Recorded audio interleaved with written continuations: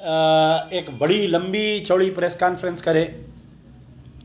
Press conference में करते हुए बहुत कोस रहे हैं बेचारे आजकल बीजेपी को, इतना कोस रहे हैं, इतना कोस रहे हैं कि कोई वर्ड, कोई लैंग्वेज का कोई मर्यादा नहीं रह रहा है, कोस रहे हैं। खैर बहुत अच्छा कर रही, मैं भी बहुत खुश हो रहा हूँ सुनकर।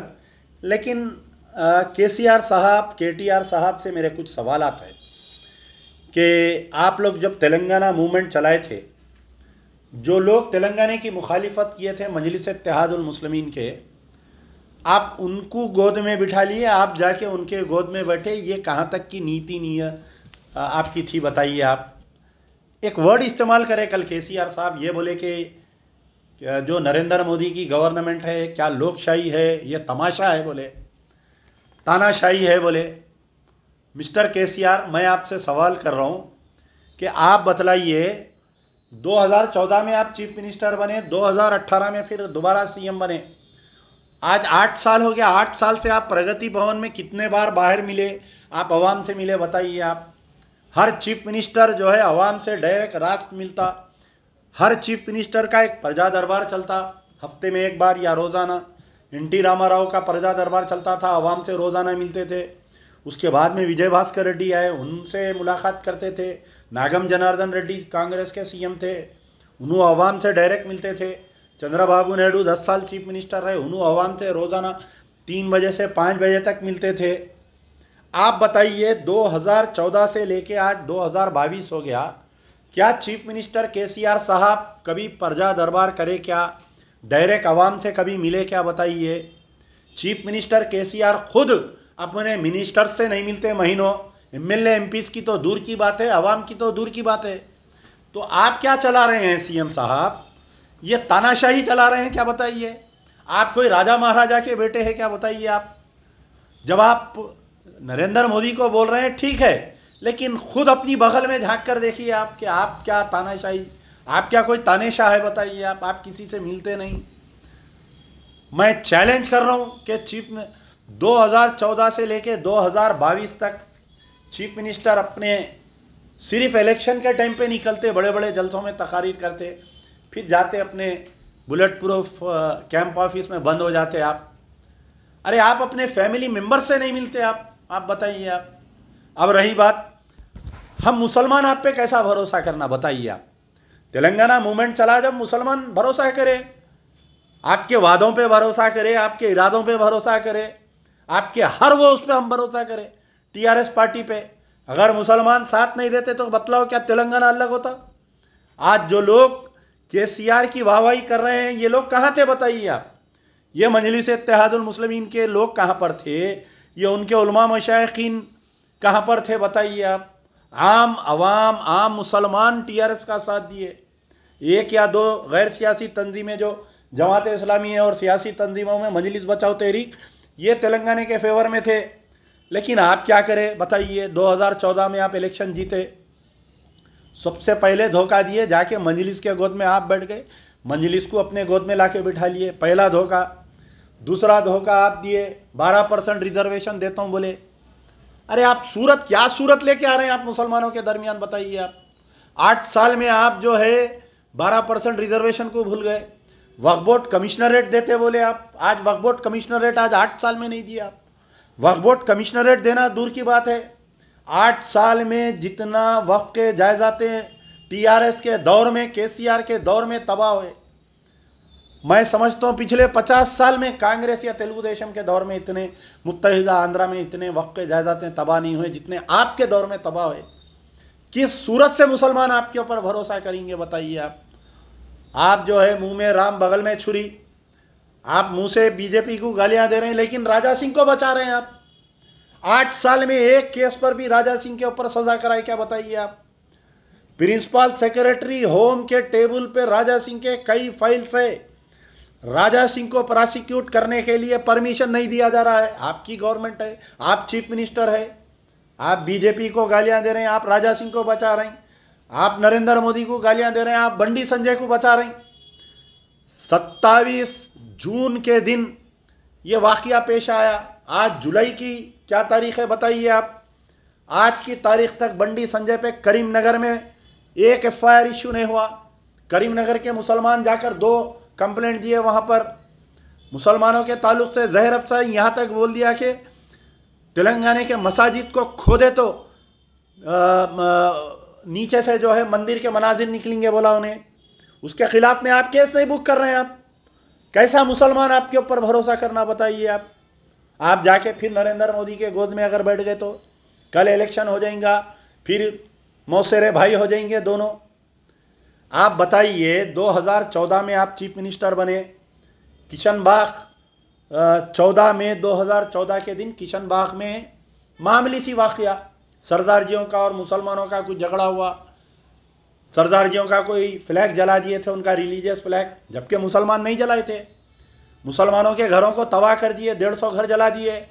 आपकी पुलिस निहत्ते मुसलमानों पे फायरिंग करी, 4 लोगों को शहीद कर दिए, मस्जिद के मौज़न को शहीद कर दिए, खवातीन दरवाजे में ठहरी हुई थी शहीद कर दिए।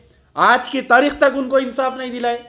आप किस सूरत से मुसलमानों के दरमियान में आ रहे हैं, बताइए आपको तो डर लगा हुआ है कि कहीं आपकी खबर मोदी ना खोद दे, आपके पीछे ईडी ना लगा दे, आपके पीछे CBI ना लगा दे, आपके पीछे NIA ना लगा दे। आप अपने कुटुंब को बचाने के लिए आप जो मोदी को गालियां दे रहे हैं, आपको तेलंगाना से कोई हमदर्दी नहीं है, तेलंगाना की आवाम से कोई हमदर्दी नहीं है, आपको तेलंगाना के मुसलमानों से कोई हमदर्दी नहीं है। अगर आप हमदर्द होते मुसलमानों के तो 12% रिजर्वेशन देते, आप वक्फ कमिश्नरेट देते। आप जो आर्मी गैरिसन में मुस्तफ़ाउद्दीन को जिंदा जला दिए, आज की तारीख तक आप इंसाफ नहीं दिलाए उस मासूम बच्चे को। आलेर एनकाउंटर में पूरे हिंदुस्तान में बतलाओ आप कहीं पर हुआ क्या ऐसा वाकया कि जुडिशियल कस्टडी में 5 मुसलमानों को हाथ में हथकड़ी है, फर्जी एनकाउंटर में मार दिए।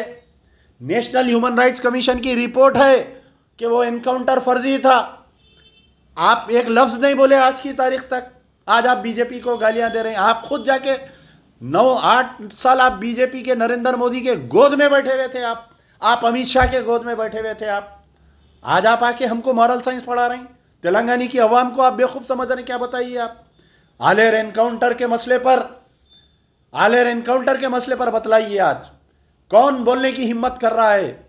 मजलिस के 7 MLA है, असदुद्दीन ओवैसी सारे हिंदुस्तान में हर वाक़ये पर आके टीवी चैनलों पर बहस करते हैं। क्या बतलाओ एक मरतबा पार्लियामेंट में असदुद्दीन ओवैसी बोले क्या? नहीं बोले। KCR साहब अगर तुम्हारा ज़मीर जिंदा है तो आलेर एनकाउंटर में फैसला करो। आप जो पुलिस वाले जिम्मेदार थे उनको जो है गिरफ्तार करो। 307 में उनकी तनख्वाहों में से पैसे काट के बच्चों के फैमिलीज को कंपनसेशन दियो बोल के NHRC की रिपोर्ट है, आप नहीं दे रहे हैं। आप बतलाइए पूरे हिंदुस्तान में कहीं हुआ क्या? 5 मसाजिद को शहीद कर दिया गया। KCR तुम्हारे पीरियड में 5 मसाजिद को शहीद कर दिया गया। सेक्रेटेरिएट के 2 मसाजिद को शहीद कर दिया गया। आपके मस्जिद एक खाना अंबरपेट को शहीद कर दिया गया। नारायणपेट में एक आशुर खाने को शहीद कर दिया गया। कुत्तागुड़म के जंगल में बाजुक मंदिर है और मस्जिद है, मस्जिद को शहीद कर दिया, मंदिर को छोड़ दिए। आपकी तो ये फिरका परस्ती है आपकी।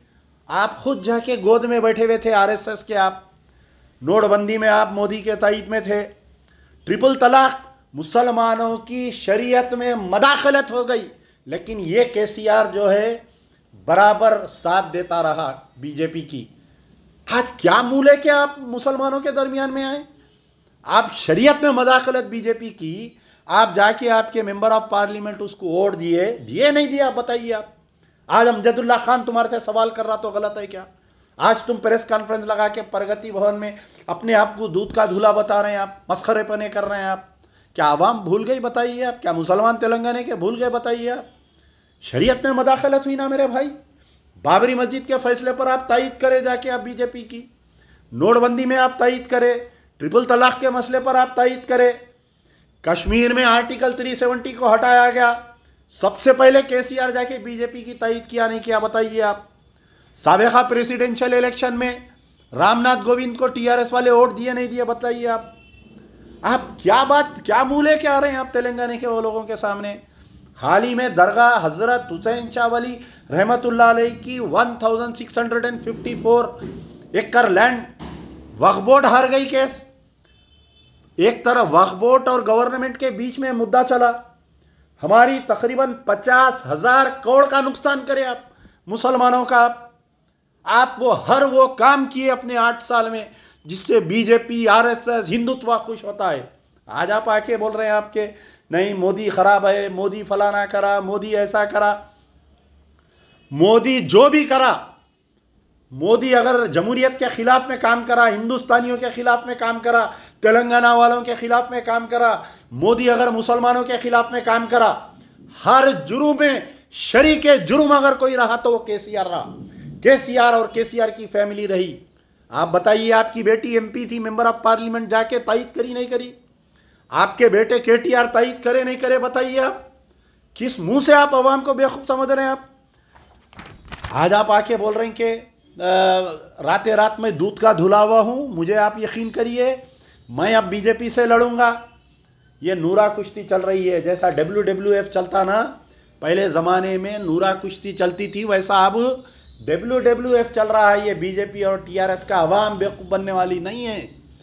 अपोजिशन वोट्स को डिवाइड करने की कोशिश की जा रही है। इंशाल्लाह आने वाले इलेक्शन में जहाँ पर बीजेपी को सबक सिखाया जाएगा, ये छोटी बीजेपी को भी सबक सिखाया जाएगा, ये TRS को भी सबक सिखाया जाएगा। यार जिंदा सोबत बाकी।